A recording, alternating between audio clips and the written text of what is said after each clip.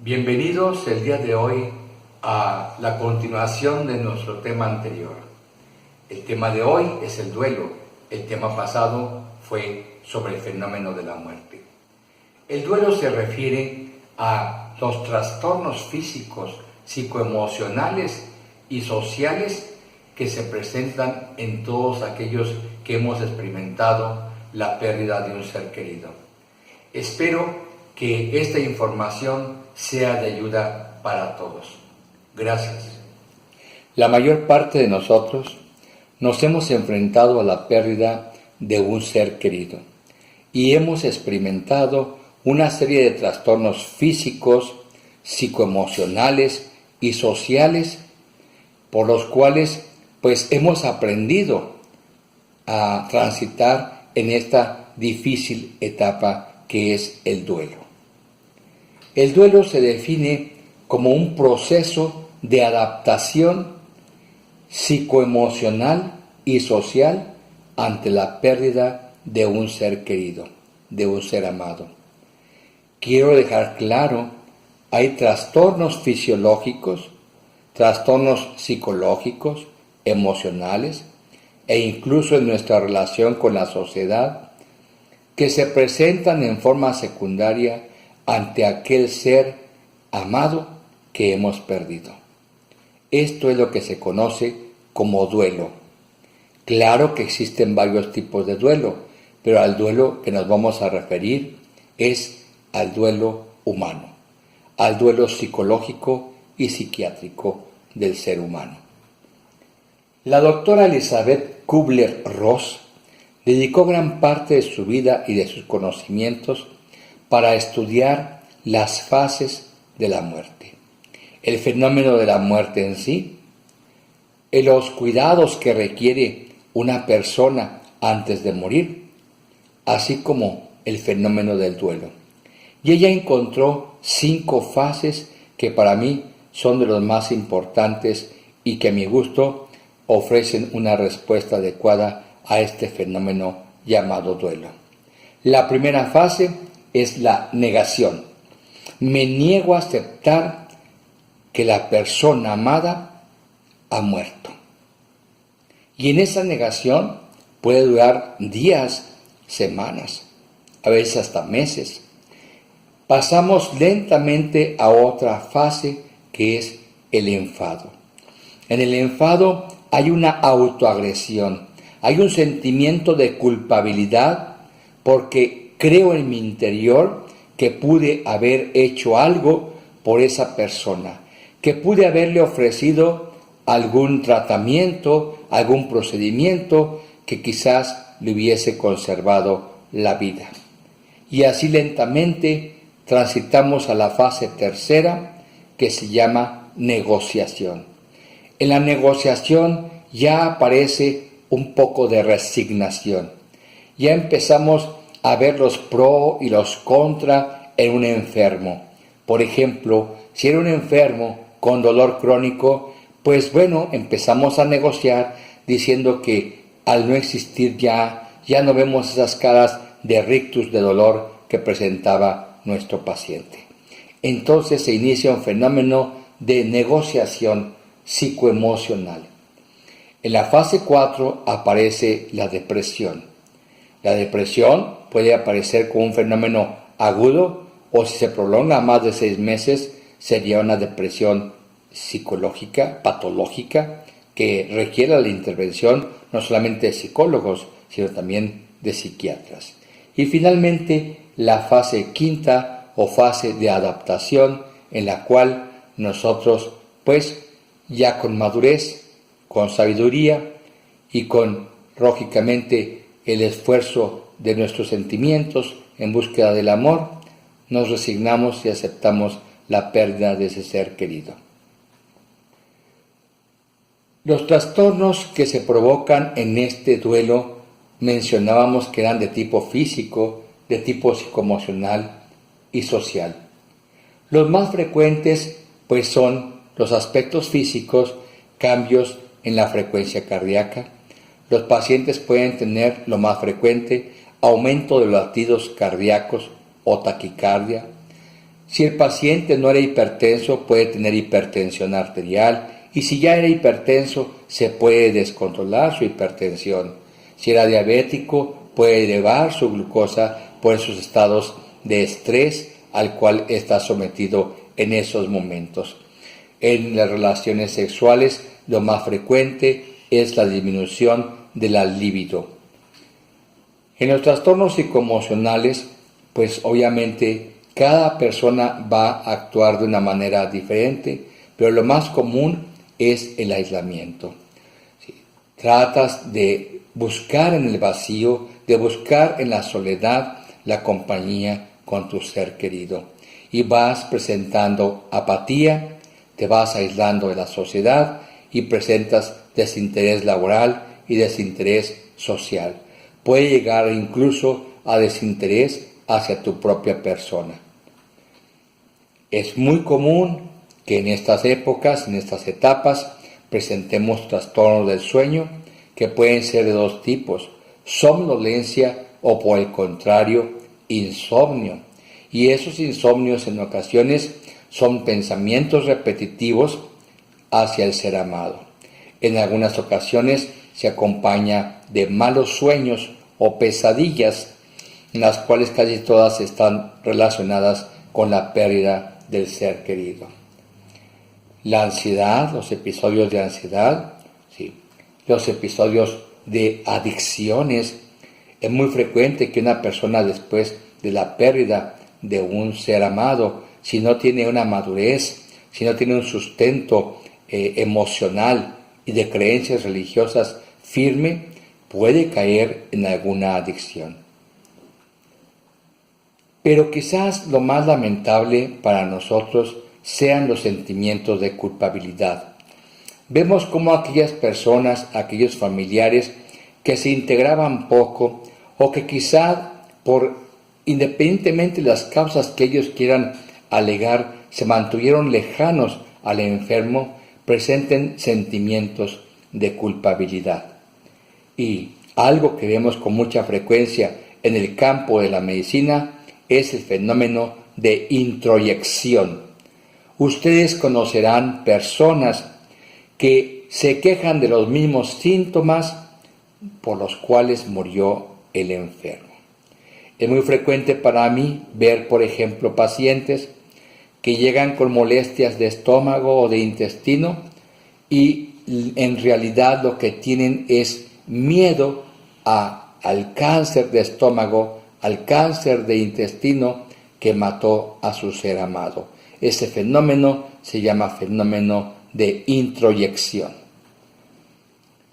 Lógico que la intensidad con la que se presenten estas características va a depender de varios factores. Entre ellos tenemos cuál era la relación con el enfermo.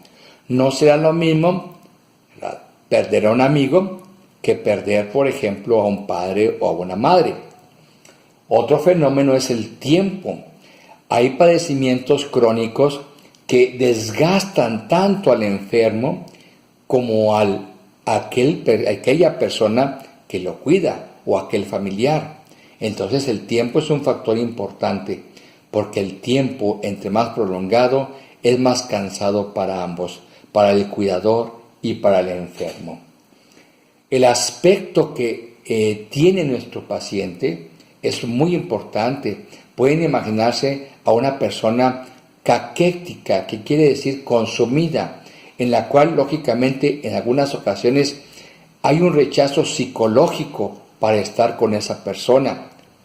El sexo es muy importante, porque cuando somos hombres y tenemos que cuidar de una mujer, pues hay ciertas situaciones que nos desagradan o que no nos gusta o no es cómodo para nosotros efectuar.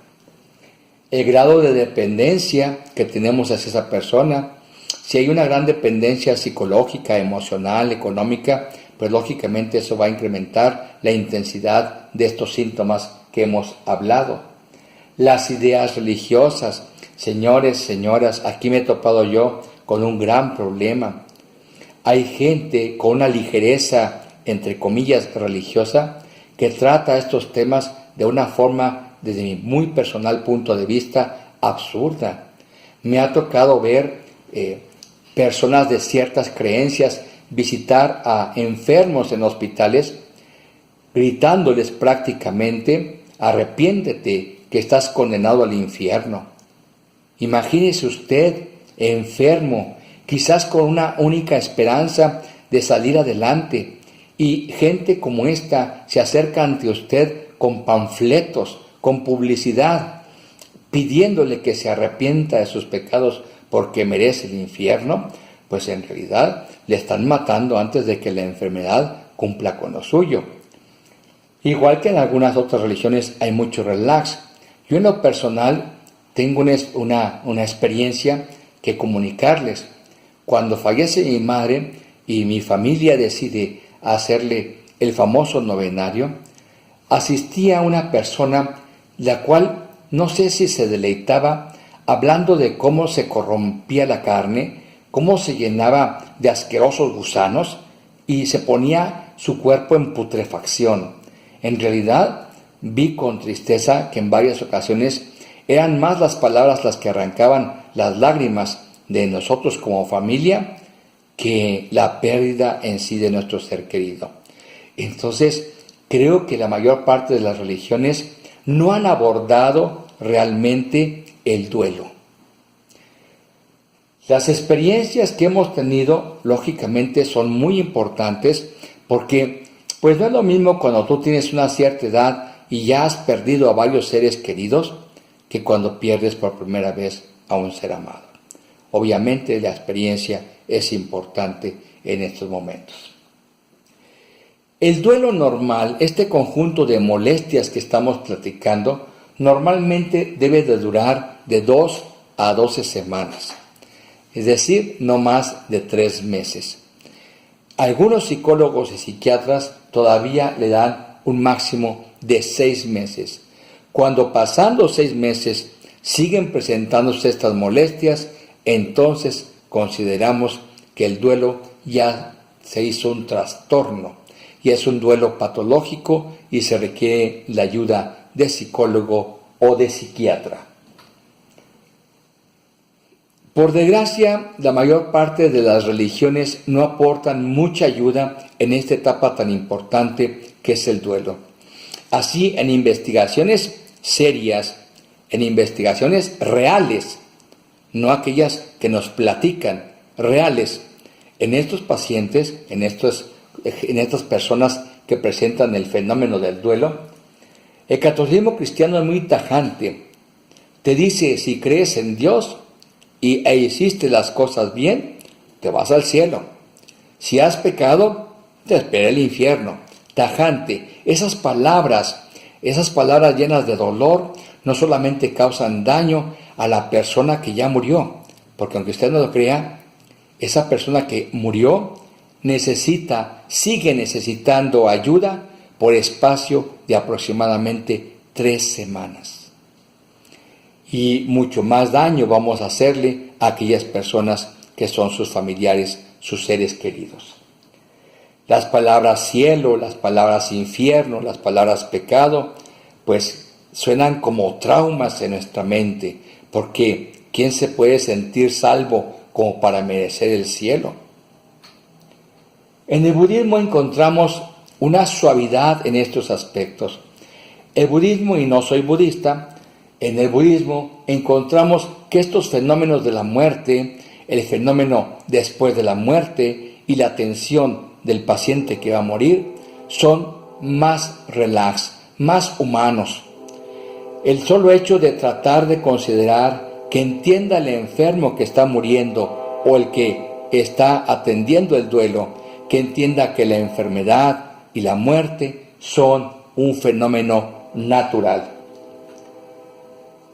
Y entender que todas las personas que estamos prestando un servicio a la persona que acaba de fallecer, lo más importante o la gente más importante no son los 100 o 200 personas que se reúnan a orar y hasta a lamentarse y a llorar por una persona que ni siquiera conocieron.